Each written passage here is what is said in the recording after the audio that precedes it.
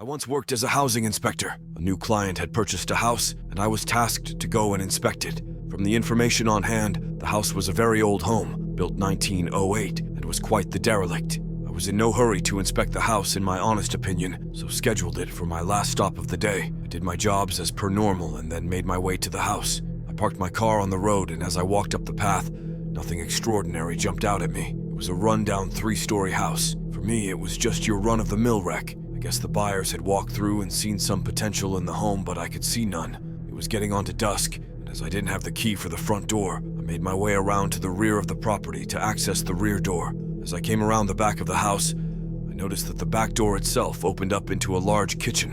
What caught me at that point in time was, as the sun began to set behind me, I could feel a drastic change of air temperature. It was late summer, and I assumed this was the reason for the drop in temp. I turned to look at the sunset.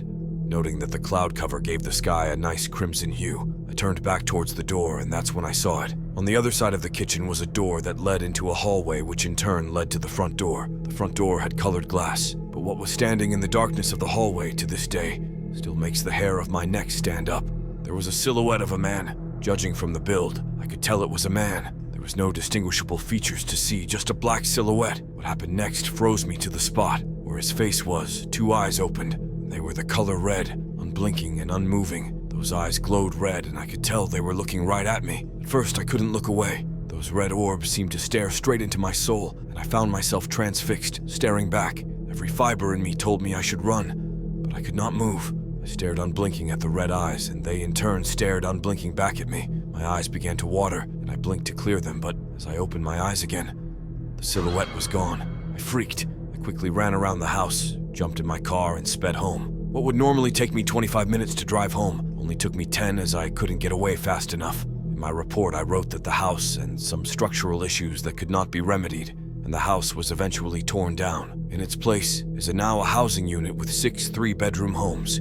I've heard stories from tradesmen who have been on site at night, and all have said that they felt a cold chill every time they go there. I did look up the history of the property, but nothing unusual jumped out at me. Up to that point in my life, I never believed in the supernatural or the paranormal. Even now, I am skeptical of most things, but I know what I saw was pure evil, and I've never had an encounter like it since.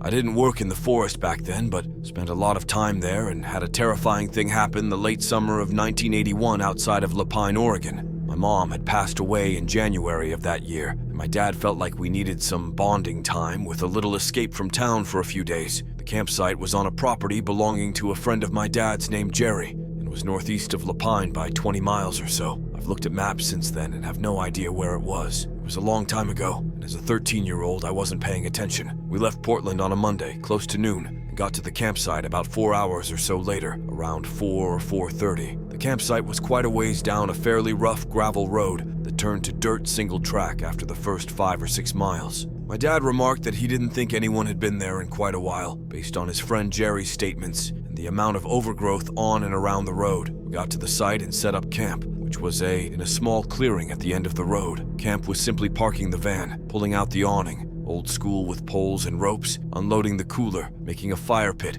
and setting up chairs. As a typical 13-year-old, I wouldn't even consider sleeping in the van with my dad, so I pitched a small tent near the passenger rear of the van, tossed in my stuff for the night. After setting up camp, we hiked around a little and checked out the area. There was a small creek that was getting close to dried up, and while it wasn't heavily forested, it had the typical Eastern Oregon high desert type of scrub vegetation with a few stands of small trees. My dad was a retired Multnomah County sheriff turned full-time musician, and he liked his cocktails, so by the time we'd finished dinner and were sitting around the fire, it was probably 8:30 or 9 o'clock or so, and he was on martini number 4, possibly 5. We heard coyotes yipping in the distance, and Dad thought he'd get them going with a few calls of his own. He did a couple stereotypical coyote calls, and they replied. He did a couple more. They replied and then got silent. Everything got silent, except my dad. He called again, and the reply this time was most definitely not a coyote. It was a roar, scream, shriek from the southeast of us that must have easily lasted 10 to 15 seconds. Dad looked at me and literally said, "What the hell was that?" I was shook, but young and curious. He coyote howled again, and we heard another scream, this time a little closer and a little more to the east of us. At this point, Dad retrieved his pistol, loaded up, and suggested we think about turning in for the night. That's when we heard the third scream of the night. It was very close, probably within 50 to 75 feet, and we felt it as much as heard it. It was from the opposite direction, more north-northeast than the first two screams, and was very loud. Dad lost his mind, threw the cooler in the van, ripped the awning loose, and we got out of there as fast as that poor little VW would carry us, leaving everything else behind. We were dead silent until we stopped for fuel in Oak Ridge. Chatter after that was sparse and strained at best. Once home, we talked a little about it, and agreed we had no idea what it was, and that keeping our mouths shut was probably a good idea. Since that time, I've grown up and had short career in music, doing production sound in both hard rock and country western. I have a good idea of how decibels work and what it takes to produce that level of sound pressure. In retrospect, it terrifies me what could have produced that volume of sound and how close it had to have been. It was far from normal and haunts me to this day.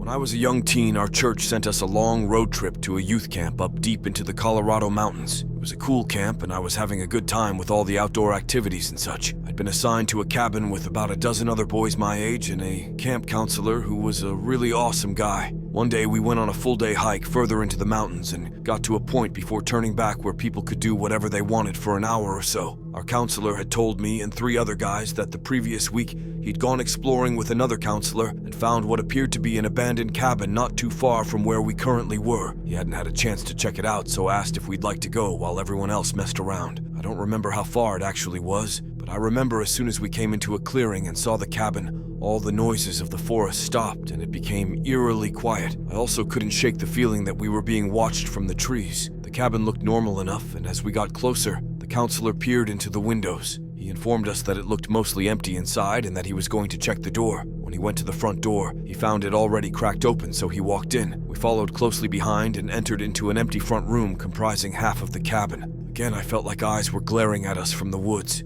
but could now sense a straight hatred coming from whatever it was. I began thinking I needed to get out, but the worst was yet to come, as when we entered the back room, in the middle of the floor was a giant pentagram, and sitting in the middle of the pentagram was a single wooden chair with a toilet seat on top that had nails driven through to cover the entire seat. We all started to freak the hell out and are ready to jet, but the counselor wanted to check the last room. He looked in and saw a pot of water boiling on a gas stove. His face turned white as a sheet and immediately yelled for us to get the hell out and run. We took off out the front door and hauled ass the entire way back to the rendezvous location. The counselor asked us to keep it on the down low, and we didn't talk about it until we were back at our own cabin. I asked the other guys, and they said they had also felt the same creepy feeling of someone watching them. One of the guys said he could hear piercing buzzing in his ears as we ran away. That was the last we ever talked about it. Although I'm now in my 30s and have since gone on several long backpacking treks through the mountains, I've not encountered anything like that again, and I hope I never do.